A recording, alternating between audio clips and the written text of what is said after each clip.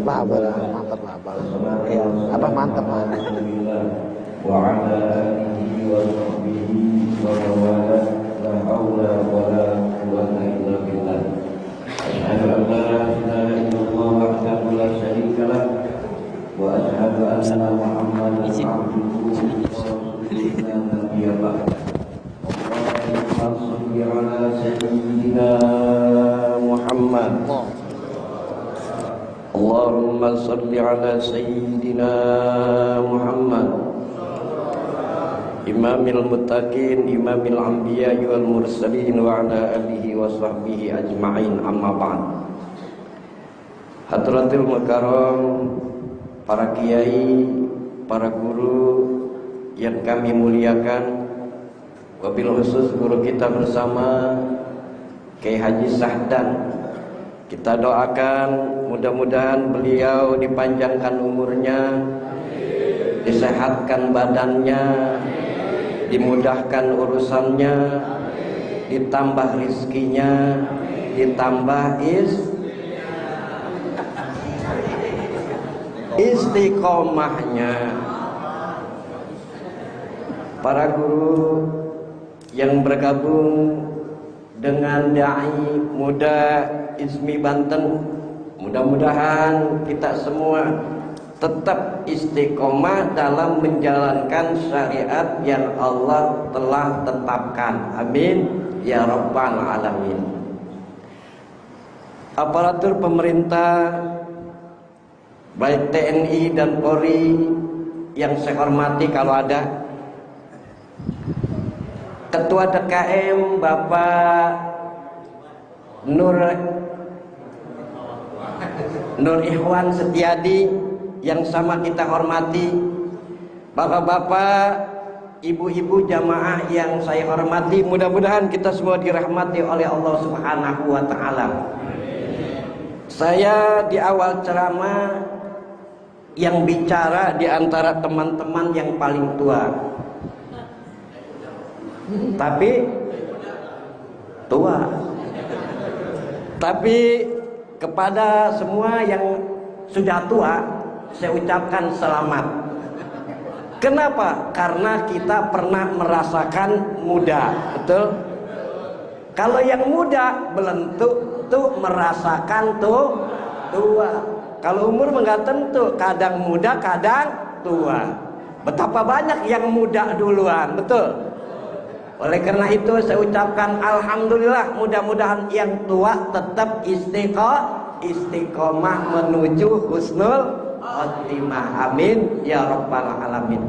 Tidak banyak yang saya sampaikan pada kesempatan ini.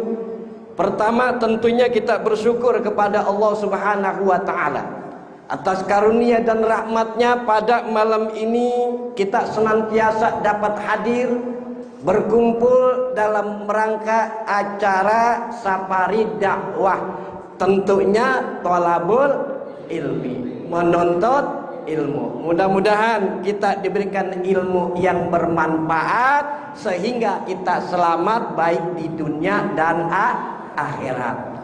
Tak terasa oleh kita, waktu terus berjalan, hari berganti hari, pekan berganti pekan, bulan berganti bulan. Sekarang kita sudah masuk di akhir-akhir bulan Dzulqa'dah. Artinya apa? Bulan Syawal telah berlalu. Bulan Dzulqa'dah ini adalah salah satu bulan yang amat dimuliakan oleh Allah Subhanahu wa taala. Inna iddatas syuhuri indallah isna asara sahran fi kitabillah yauma khalaqas samawati wal ard minha arba'atun hurum. Allah Subhanahu wa taala menciptakan bulan, bilangan bulan itu terdapat 12 bulan. 12 bulan. Yauma khalaqas samawati wal ard. Ketiga itu Allah menciptakan semuanya pada hari, tentunya ada 4 bulan, minha arba'atun hurum. yaitu bulan Hurum. Salah satunya adalah bulan yang sekarang kita jalani, bulan apa nih? Dzulqa'dah menuju bulan Dzulhijjah. Boleh dikatakan bulan Dzulhijjah adalah bulan persiapan. Persiapan apa? Untuk menunaikan ibadah haji. Untuk persiapan ibadah kurban. Kalau kita berbicara masalah ibadah korban, Pak, ibadah korban ini sudah ada sejak zaman Nabi Adam alaihissalam. Sebagaimana Allah firmankan, watlu alaihim naba'ab aidana bil haqid qarraba qurbana, yang artinya ceritakanlah kepada mereka kisah kedua putra Adam alaihissalam, yaitu Habil dan Qabil. Menurut yang sebenarnya keduanya mempersembahkan ibadah kurban. Kemudian ibadah kurban ini mulai disyariatkan tegas pada zaman Nabi Allah Ibrahim alaihi salam.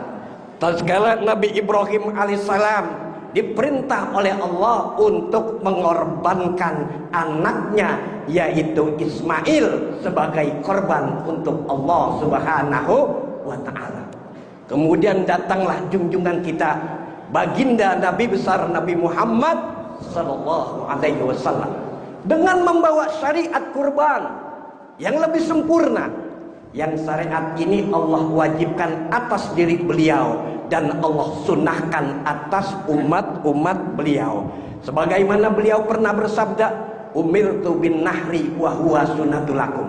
Aku diperintahkan untuk berkorban dan itu sunnah atas kamu sekalian. Kutiba alayya nahsu wa laysa wajibin alaikum. Diwajibkan atasku berkorban dan itu tiada wajib atas kamu sekalian. Bapak ibu jamaah sekalian yang saya hormati, walaupun ibadah korban ini tiada wajib atas kita, akan tetapi bagi mereka yang mampu, tidak pantas kalau dia tidak mau berkorban. Nabi SAW bersabda, menegaskan dalam sebuah hadisnya, man wajada sa'atan falam yudahi fala yaqrabana musallana. Barang siapa ada kemampuan kemudian dia tidak mau berkorban, kata Nabi, jangan dekat-dekat tempat sholat kami. Tempat sholat Nabi tidak lain dan tidak bukan adalah masjid. Yang namanya masjid dengan seorang muslim itu nggak boleh dipisah. Ibarat air dan ikan. Ikan itu nggak boleh dipisah dengan air. Seorang muslim nggak boleh dipisah dengan masjid. Pak, kalau ada seekor ikan nggak betah di air, kira-kira ikan itu mau mati nggak? Mau mati.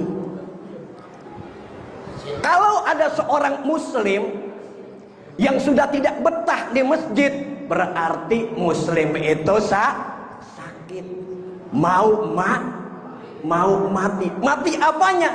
Imannya. Oleh karena itu Nabi tegaskan, siapa saja yang mampu, dia mampu, kemudian dia tidak mau berkorban, kata Nabi, jangan dekat-dekat tempat sholat kami. Dan juga kalau kita teringat ibadah kurban, kita teringat ujian yang Allah berikan kepada Nabi Allah Ibrahim alaihissalam. Nabi Ibrahim, Bu, puluhan tahun menikah dengan Siti Sarah. Nabi Ibrahim menginginkan seorang anak. Puluhan tahun menikah dengan Siti Sarah, Nabi Ibrahim tidak dapat anak. Padahal Nabi Ibrahim menginginkan keturunan. Kemudian atas saran sang istri, Nabi Ibrahim menikah lagi dengan Siti Hajar. Dari Siti Hajar inilah kemudian melahirkan baginya seorang anak yang diberi nama Ismail alaihi salam. Betapa senang hati Nabiullah Ibrahim alaihissalam atas kelahiran sang anak. Karena di usia beliau yang sudah mencapai 84 tahun, akhirnya si buah hati datang juga. Akan tetapi kesenangan ini tidak berlangsung lama. Karena atas perintah Allah Subhanahu wa ta'ala, Nabi Ibrahim harus membawa istri dan anaknya yang masih dalam keadaan bayi ke tengah padang pasir tandus, gersang, tak ada pertanian, tak ada penduduk, bahkan tak ada air. Dan Nabi Ibrahim diperintahkan oleh Allah untuk meninggalkan mereka berdua. Berat hati Nabi Ibrahim alaihissalam meninggalkan mereka berdua. Di tengah padang pasir tandus, gersang, tak ada pertanian, tak ada penduduk, bahkan tak ada air. Nabi Ibrahim sami'na wa ata'na, dengar dan taat kepada Allah Subhanahu wa ta'ala. Akan tetapi sebagaimana manusia lainnya, Nabi Ibrahim ini mempunyai cinta dan harapan. Cinta kepada kedua jantung hatinya yang ditinggalkan, harapan untuk bertemu, berjumpa dalam kebahagiaan pada saat tertentu. Akhirnya Nabi Ibrahim diizinkan oleh Allah untuk bertemu kembali dengan kedua jantung hatinya. Sedih berganti gembira, air mata berganti senyuman. Senang hati Nabi Ibrahim alaihissalam atas pertemuan ini. Akan tetapi kesenangan ini tidak berlangsung lama, karena atas perintah Allah Subhanahu wa ta'ala, Nabi Ibrahim harus mengorbankan anaknya, yaitu Ismail, sebagai korban untuk Allah Subhanahu wa ta'ala. Kesabaran dan ketakwaan Nabi Ibrahim terbukti dengan nyata, dan buah pengorbanannya tidak lain dan tidak bukan adalah selawat dan salam di kalangan orang-orang yang akan datang kemudian. Para jamaah sekalian yang saya hormati, bentar lagi saja. Jamaah sekalian yang saya hormati, kalau Nabi Ibrahim diuji oleh Allah dengan ujian yang begitu berat, ternyata kita diuji oleh Allah jauh lebih ringan jika dibandingkan dengan ujian yang Allah berikan. Betul nggak? Kita hanya diuji untuk mengorbankan harta untuk zakat. Kita hanya diuji oleh Allah untuk mengorbankan tenaga untuk berpuasa. Kita diuji oleh Allah untuk mengorbankan tenaga, harta, pikiran untuk berangkat haji ke kota Mekah bagi siapa yang mampu, yang wajibnya hanya seumur hidup sekali. Agama adalah pengorbanan. Untuk meraih ridha Allah, mari sama-sama kita siap berkorban. Bu, siap korban? Pak, korban siap? Korban perasaan.